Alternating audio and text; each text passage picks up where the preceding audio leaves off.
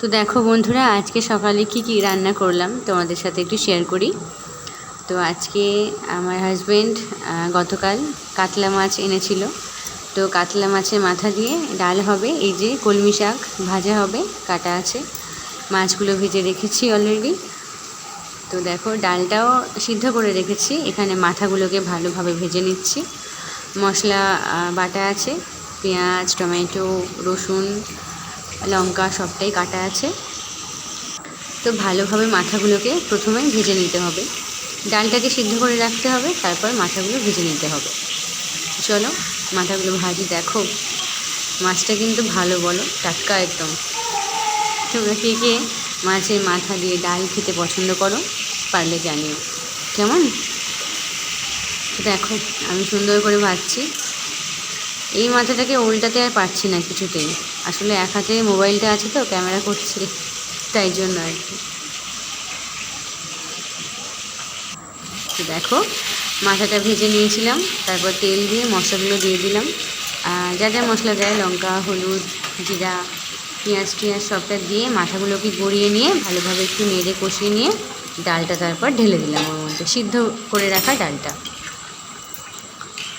তো ওই যে এবার ভালোভাবে ফোটাবো, আর নামানোর ঠিক আগে একটু অল্প চিনির দানা দেবো, বাস তাহলে আমার ডাল কমপ্লিট। চলো আর দেখালাম। তো তারপর ছেলেকে স্কুলে দিয়ে গিয়েছিলাম একটু পুজো দেওয়ার জন্য বাবা লোকনাথের মন্দিরে। তো সেখানেই গেলাম, একটু পুজো দিয়ে কিছুক্ষণ দাঁড়ালাম। এই যে ঠাম্মাটা ওখানে বসে থাকেন ঠাকুর স্থানে, ওই ঠাম্মাটাই পুজো নেন, তারপরে পুজো দেন, আবার প্রসাদ দেন আর কি। তো তারপর বিকালে গিয়েছিলাম প্রসাদ আনার জন্য, ঠিক 5:30টার পর।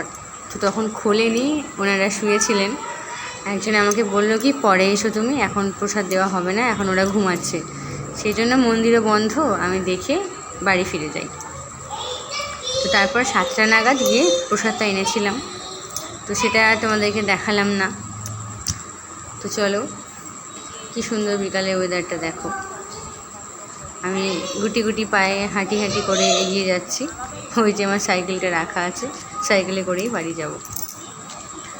তো তারপর সন্ধ্যাবেলার প্রসাদ আনার পর ছেলেকে পড়াতে বসলাম।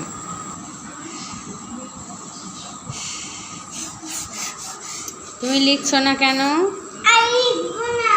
তুমি কতটুকু লিখলে?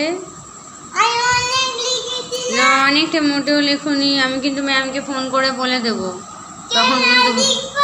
তখন ভালো হবে না কিন্তু।